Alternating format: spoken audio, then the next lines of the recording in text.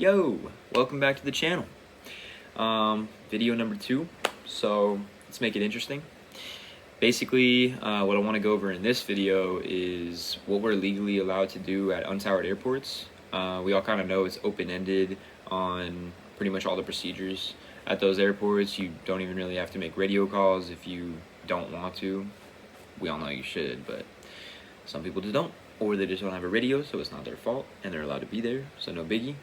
So yeah, I just want to dig into the FAR and find out what it says about what procedures we have to abide by at non-towered airports. So let's get into it.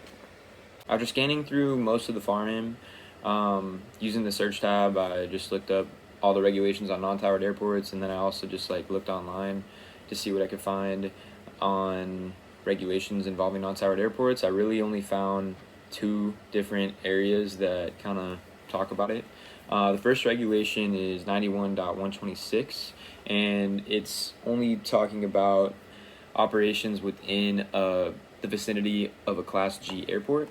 And the only takeaway from it is that you must always make your turns to the left unless otherwise listed in the chart supplement for that airport. So, and it's just referring to the pattern, so obviously we pretty much already knew that goes for every airport. And then the other thing was helicopters must avoid the pattern of fixed wing planes, so that's just something that they have to worry about. And then the only other regulation was in chapter 4-1-9, and it kind of goes along recommending that everybody uses radio communication if you have a radio, but doesn't exactly make it a legal mandate. As we already know, you don't have to have a radio to operate at an untowered airport, so legally you don't have to make any calls even if you do have one. So that's nothing really new. But then I found something that I wasn't familiar with a little lower down. It says it suggests against doing straight-in approaches due to the increased risk of collision with any other pilots in the pattern. And straight-in traffic doesn't get priority over others in the pattern. And then it refers to 91.113, section G. I pulled that up. It goes over the right-of-way rules. Pretty much already knew all about this. Whichever aircraft is at the lower altitude gets the right-of-way to land.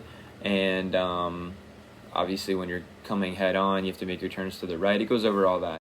So for example, if you find yourself in a situation where you're on base about to turn final and you're about 300 feet below traffic pattern altitude, you see somebody who's coming in straight in on a collision course for you, you're about to turn to final, and they're still up at traffic pattern altitude, you, due to 91.113, have the right of way to continue in and come into land, and they are supposed to be the ones that turn away and evade, do a left 360, whatever.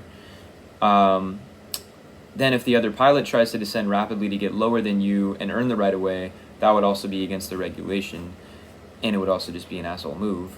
So important to just remember whoever's at the lower altitude is the one that's allowed to continue into land, and the other one is at fault if they continue in and create a hazard and get too close. So the main takeaways from the FAR is basically we always have to follow the right-of-way rules, no reckless or endangering behavior like olive flying, and we have to make all our turns to the left unless otherwise published. So it doesn't really tell us too much about the airport. Sounds like you can pretty much still get away with just about anything. Now, all the untowered airports basically have a chart supplement that has a bunch of procedures for that airport, which I recommend reading before you go because it's going to give you a lot of useful information and help you conduct a safer operation there, because everyone else is going to be doing the traffic pattern as listed in the chart supplement. It tells you kind of how you should be doing your departure out of the airport sometimes, whether or not they allow touch and goes, things like that. But what I really wanted to figure out is if this is like a legal requirement to listen to these policies and procedures in the chart supplement, or if it's more of an advisory from the FAA. So I'm going to pull up Catalina's chart supplement and read through their airport remarks to find out what requirements they've listed in there. and then figure out if I accidentally break one of these requirements or purposefully break one of them, am I going to receive a deviation later in the mail and lose my pilot's license? So first it says airport closed during Thanksgiving and Christmas for all traffic. That's just going to be a note that they post later on, so that's not really relevant. Then a little bit farther down, it says full stops, landings only. So no touch and goes are allowed at the airport. Okay, interesting. And then pilots can't see aircrafts on opposite ends of the runway, so they must announce taking off active runway on the Unicom prior to departure. After we just read that in the FARAM you don't legally have to make announcements at untowered airports, you don't even legally have to have a radio. So obviously that's for purposes of safety they put that there, but that doesn't sound like it's actually legal requirement. So I looked around in the FARAM a little bit, and I couldn't really find anything anything about the chart supplement actually, and let alone whether or not the airport remarks are required to be followed. So I went into the advisory circulars and found one that goes over untowered airports and practices at those airports. So I'll pull that up, and it basically just says, in the interest of promoting safety, the FAA, through its AIM, chart supplements, ACs, and other publication, provides radio frequency information, good operating practices, and procedures for pilots to use when operating at an airport without an operating control tower. And they believe the observance of standard pattern at the use of CTAF procedures as detailed in the AC will provide safety and efficiency of aeronautical operations at the airport without controlling towers. So it sounds like the airport remarks and chart supplements aren't really requirements, they're more of things to follow to keep us safe. So that's why they're pretty important, and no one should be breaking any of the things in the airport remarks, because if everyone's kind of following the exact same flow at an untowered airport, it's going to keep things a little bit more controlled. You don't want it to be a complete free-for-all at those airports, otherwise it's going to be unsafe. So legally, it doesn't sound like you're going to get a deviation or anything if you accidentally forget and do a touch and go at Catalina Airport, for example, but you should definitely keep that in mind, what you're not supposed to do in the airport remarks, because you might end up causing someone else to be in danger if you don't listen to those. It's kind of similar to when auditors go into government buildings and record, because they know they're legally allowed to record in public spaces, but it goes against the policy of the building and makes everybody angry inside, and then it becomes a whole thing with the police getting involved, and the police know that the policy doesn't stump law, so they just allow them to keep recording.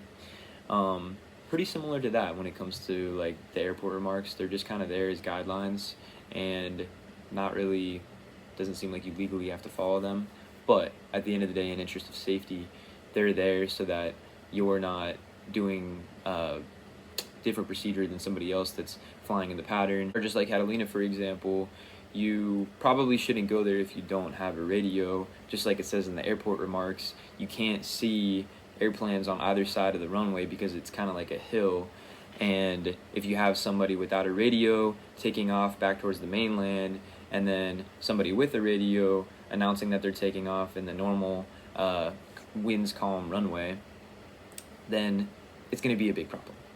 And that's why they're there, so that we can just follow them, everyone does the same procedure, and stay safe.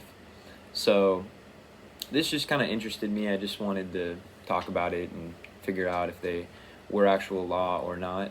Now I know, and even though now I know they're not really required, I'm still going to follow the airport remarks, because I don't want to put anybody else in danger or risk, let alone myself. So that's pretty much it. Next video I'm going to talk about landing fees and whether or not the airports are actually allowed to charge those, because I've heard from people that they're not actually supposed to be able to do that. The person that I talk to usually just gets his bill in the mail, crumples that shit up, and throws it away in the trash. So I'll figure that one out for you guys next time. And that's pretty much it for this video. Peace.